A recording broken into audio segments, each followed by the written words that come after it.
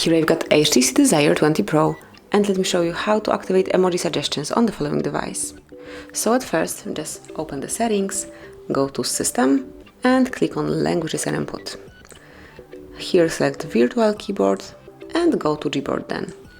And now you have to enter text correction. And once you see Show Emoji Suggestions, smoothly make sure that it is active, so click on it to make the indicator blue or any other color that you have your display in, your dim in, and once it's on, you will be able to see the color. And that's it. This is how you can show emoji suggestions, how you can activate this feature. Thank you for watching. Please subscribe our channel and leave the thumbs up.